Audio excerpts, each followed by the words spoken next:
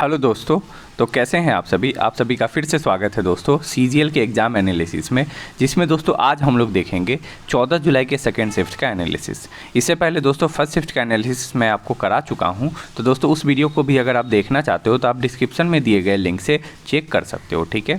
साथ ही साथ दोस्तों अगर आपको इस वीडियो की PDF लेनी हो तो आप हमारा टेलीग्राम ग्रुप ज्वाइन कर ले, वहाँ से आपको PDF बिल्कुल फ्री में मिल जाएगा।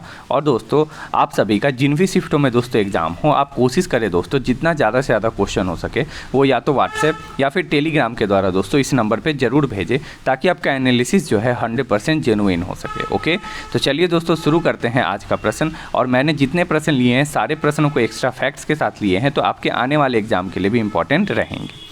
तो पहला क्वेश्चन है 36वां राष्ट्रीय खेल, क्या 36वां राष्ट्रीय खेल का आयोजन किस राज्य में हुआ, ये आपसे सवाल पूछा। तो इसका आपका राइट आंसर हो जाएगा गुजरात। ओके, अब दोस्तों आपके आने वाले दिनों में सवाल ये बन सकता है कि शुभंकर क्या था, तो शुभंकर इसका सावज था, ठीक है।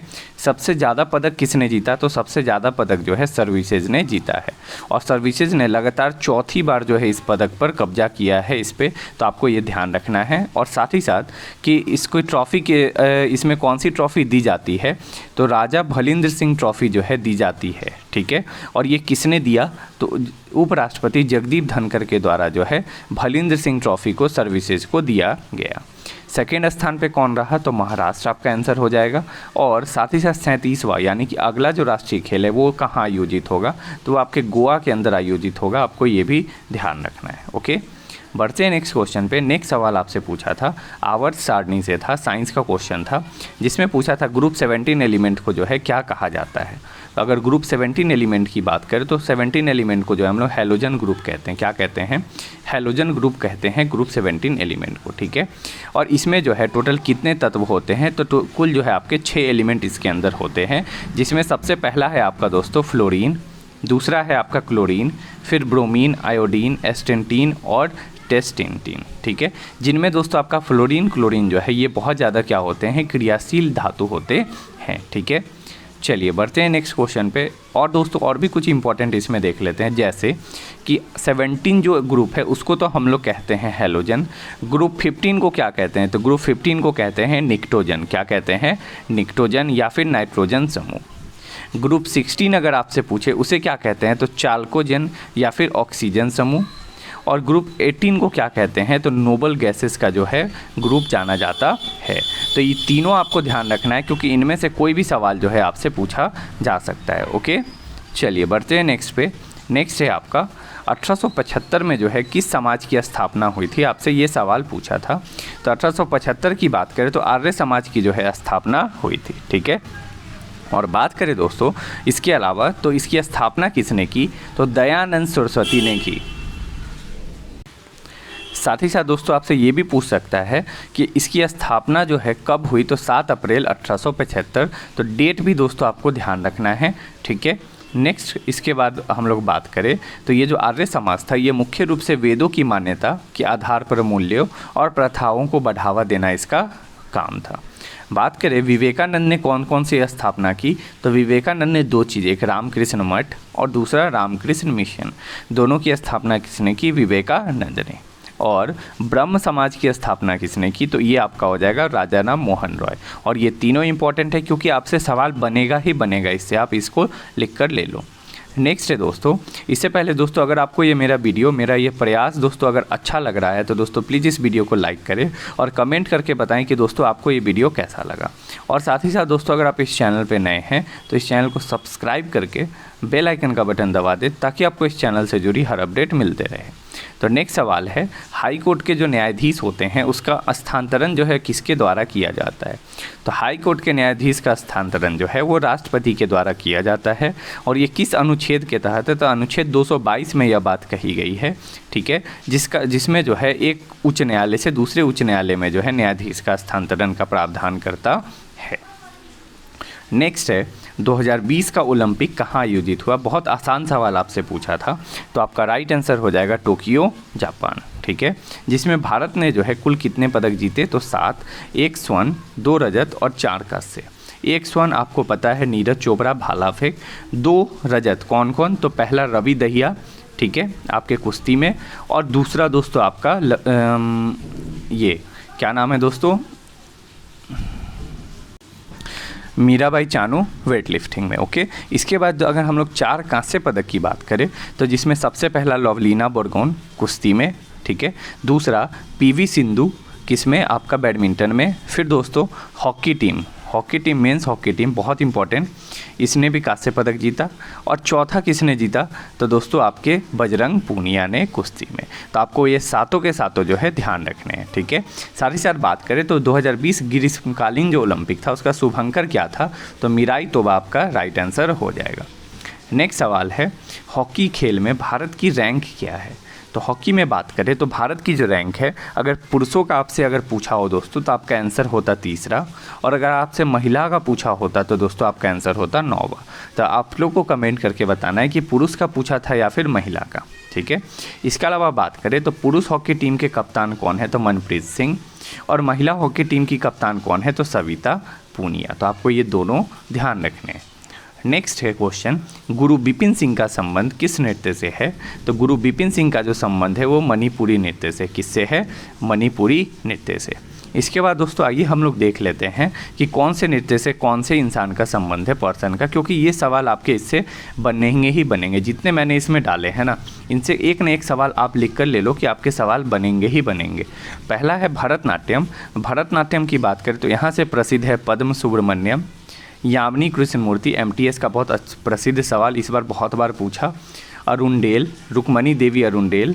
फिर दोस्तों आपका लीला जैक्सन। ये 4 आपको इससे बस ध्यान रखने हैं, बाकी की ज़रूरत नहीं है। नेक्स्ट है कथक नृत्य। कथक से बात करें तो सबसे प्रसिद्ध लच्छू महाराज और दूसरा बिरजू महाराज, ये दोनों तो बहुत प्रसिद्ध हैं। फिर दोस्तों आपको ध्यान रखना है एक सितारा देवी और एक शोभना नारायण, ये 4 आपको ध्यान रखना है। इसके अलावा जहाँ भी महाराज लगा हो आपको ध्यान रखना है कि वो कथक से संबंधित है। अच्छन महाराज, शंभू महाराज, आप महाराज से आपको समझना है। नेक्स्ट है मोहिनी अट्टम। मोहिनी अट्टम नृत्य की बात करें तो इनसे प्रसिद्ध दोस्तों कौन से हैं, तो आपके हैं एक हेमा मालिनी, बहुत इंपॉर्टेंट, ठीक है। फिर आपका है रागिनी देवी, के कल्याणी कुट्टी अम्मा, ये 3 जो है आपको इनसे संबंधित बहुत इंपॉर्टेंट है, ध्यान रखने हैं। नेक्स्ट है ओडिसी नृत्य। क्या है दोस्तों, ओडिसी नृत्य, इनका बात करें तो इनसे संबंधित है कालीचरण पटनायक, नवीन पटनायक से आप याद रख सकते हैं। नेक्स्ट इंद्रानी रहमान। फिर दोस्तों आप देख सकते हो सोनल मानसिंह और माधवी मुदल सुजाता मिश्रा, ठीक है। तो ये सारे नाम आपको ध्यान रखने हैं। नेक्स्ट है कथकली। कथकली नृत्य की बात करें तो इससे संबंधित बहुत इंपॉर्टेंट मृणालिनी साराभाई। फिर आपका दोस्तों रुक्मणी देवी, ये 2 आपको इससे ध्यान रखने हैं, बस इतना ही। आप राम गोपाल एक और जो है एक्स्ट्रा ध्यान रख सकते हो। नेक्स्ट है मणिपुरी नृत्य। मणिपुरी नृत्य की बात करें तो इनसे संबंधित है झावेरी बहनी, ठीक है। फिर दोस्तों थाम्बल यामा और दोस्तों आपके निर्मला मेहता और एक कलावती देवी, ये 4 आपको इनसे भी ध्यान रखने हैं। और एक तो मैंने आपको बताया ही यहाँ, ठीक है, मणिपुरी नृत्य गुरु बिपिन सिंह। नेक्स्ट है कुचिपुड़ी नृत्य की बात करें तो कुचिपुड़ी नृत्य से संबंधित है चिंता कृष्णमूर्ति, राजा रेड्डी, ठीक है, वेम्पति सत्यनारायण और यामिनी कृष्णमूर्ति। ओके, चलिए बढ़ते हैं नेक्स्ट क्वेश्चन पे।